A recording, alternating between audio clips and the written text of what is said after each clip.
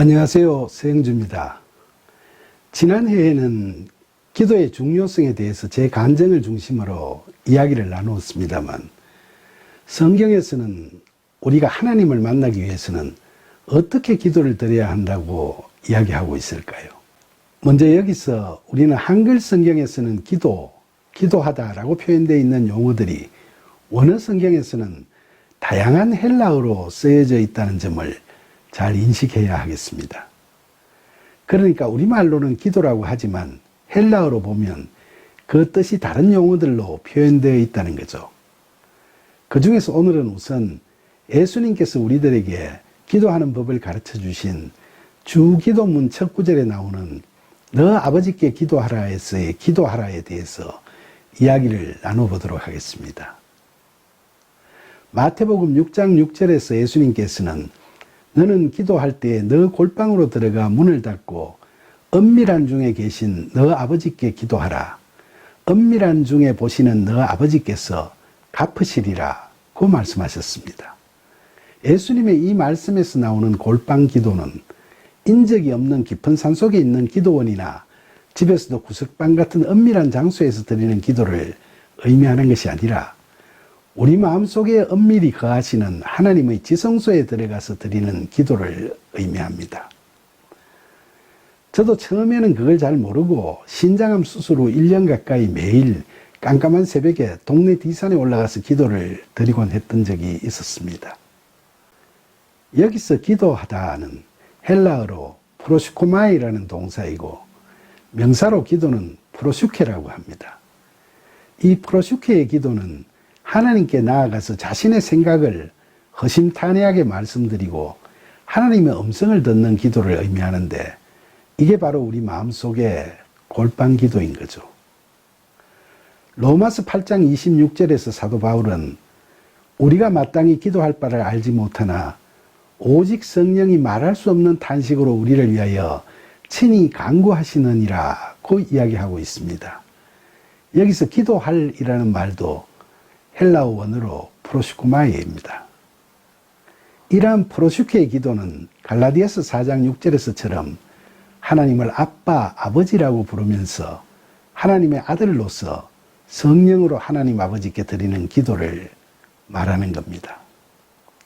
누가복음 19장 46절에 보면 예수님께서 성전에 들어가셔서 장사하는 자들을 내쫓으시며 기록된 바 내 집은 기도하는 집이 되리라 하였거늘 너희는 강도의 소굴로 만들었도다 라고 꾸짖으시는 구절이 나옵니다.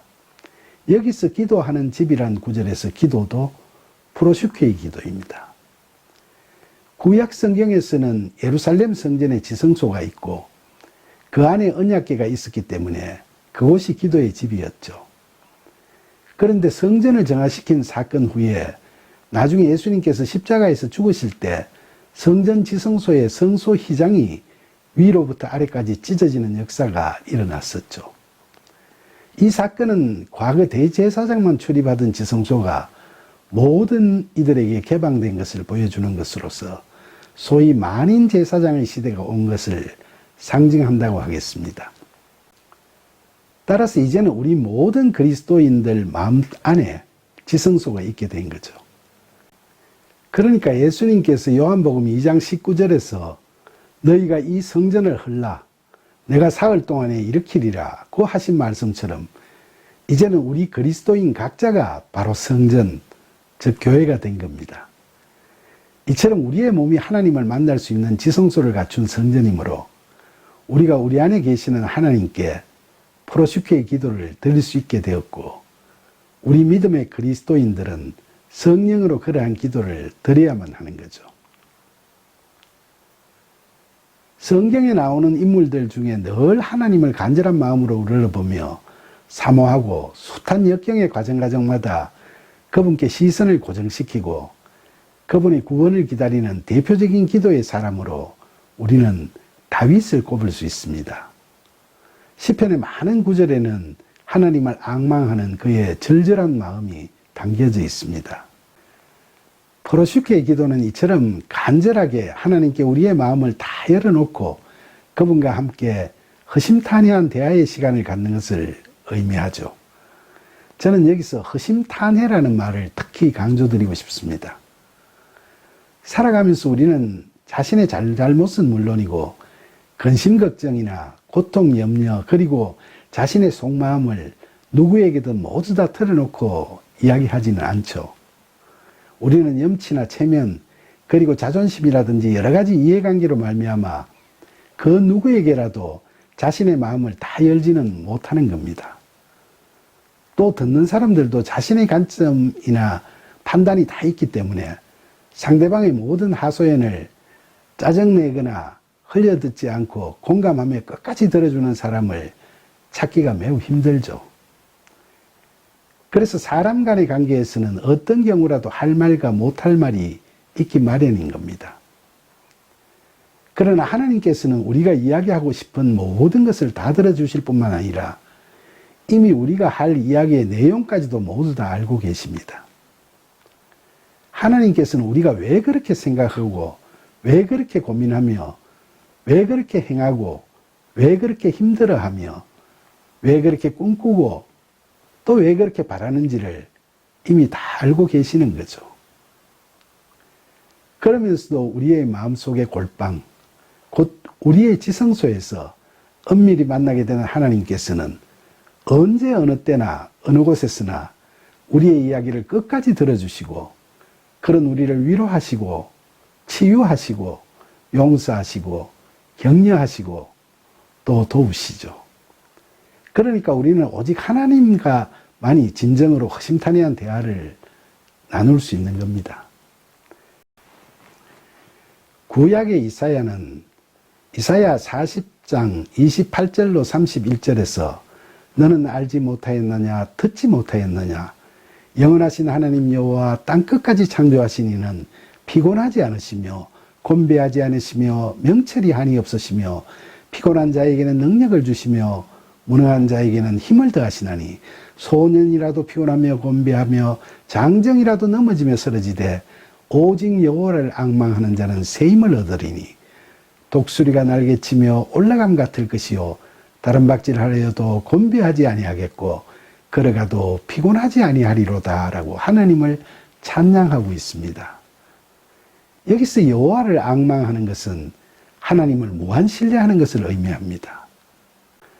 우리는 삶의 소탕 과정에서 육체적으로는 물론이고 정신적으로도 우리가 스스로의 힘으로 감당하기에는 너무나 많고 힘겨운 짐을 지고 고달픈 인생을 살아가고 있죠. 이사야의 말처럼 소년이라도 피곤하고 곤배하며 장정이라도 넘어지며 쓰러지는 것이 우리의 인생사입니다. 이런 우리의 인생에서 하나님께 우리의 짐을 맡기고 우리가 새 힘을 얻어 힘차게 비상하기 위해서는 프로슈케의 기도가 반드시 필요한 겁니다.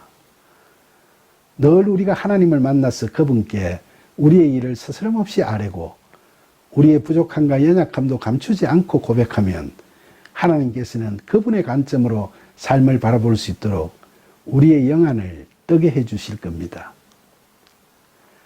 쉬지 말고 기도하라는 데살로니가 전서 5장 17절의 기도도 프로슈케의 기도를 말합니다.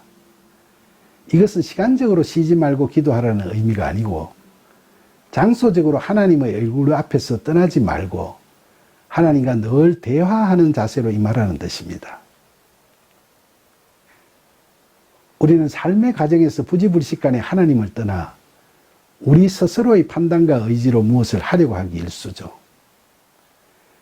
그러나 이처럼 평소에는 그리고 일이 순조롭게 풀릴 때에는 자기 뜻대로 자기 좋은 대로 살아가다가 원하는 것이 있거나 고민하는 것이 있을 때만 하나님을 찾아 매달리는 것은 올바른 프로슈케의 기도의 삶을 사는 게 아닙니다.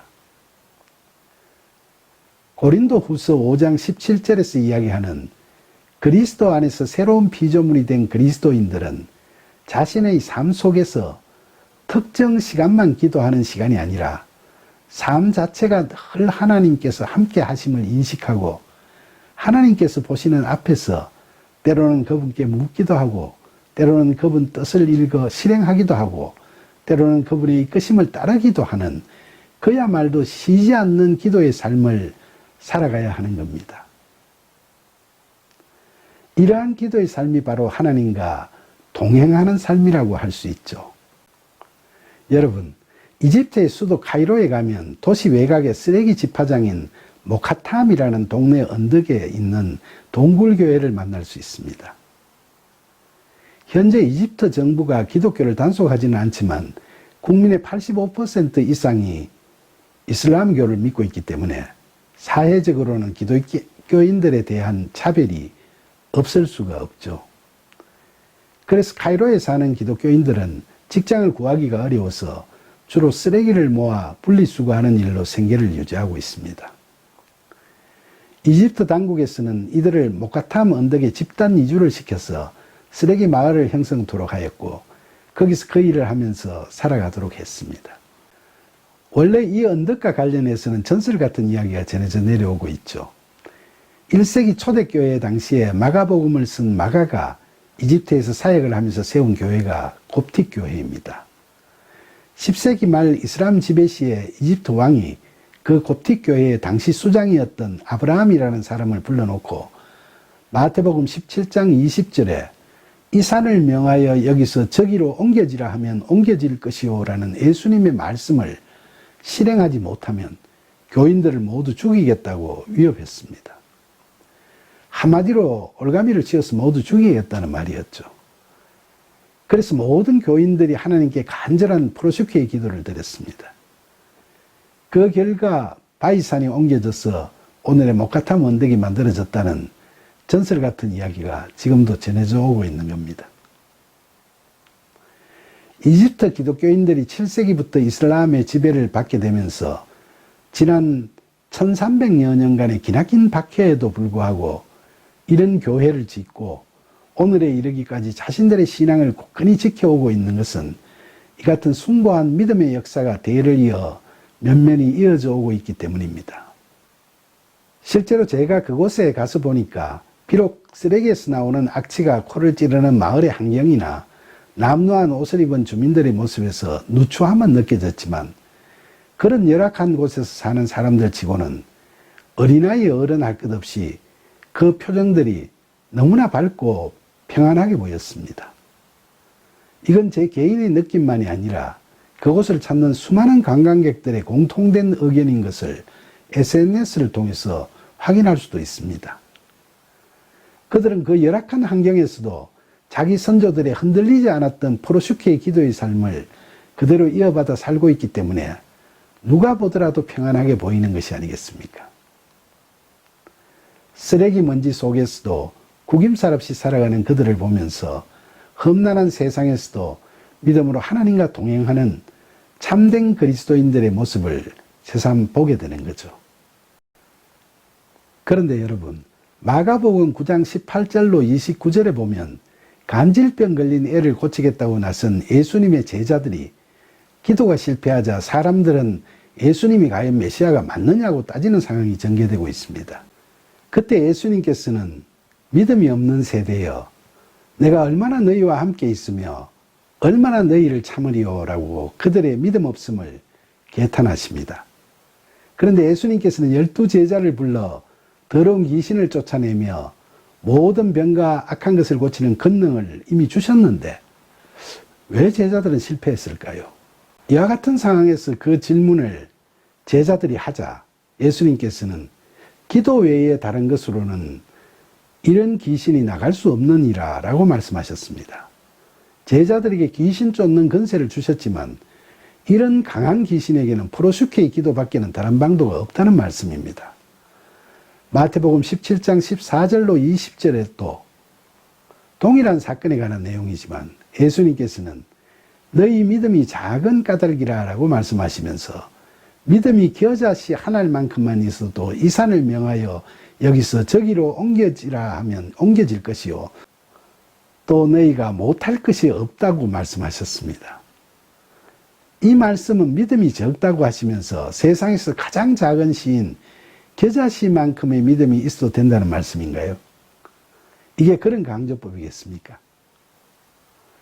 이 말씀은 그런 의미라기보다는 겨자씨는 작지만 온전한 한 알이기 때문에 거기서 믿음의 싹이 나고 자라서 큰 나무가 되지만 메시아로 불리는 예수님의 제자들은 겉으로는 믿음이 큰 것처럼 보였더라도 그 믿음이 온전하지 못했기 때문에 귀신을 쫓아내지 못했다는 걸 의미합니다.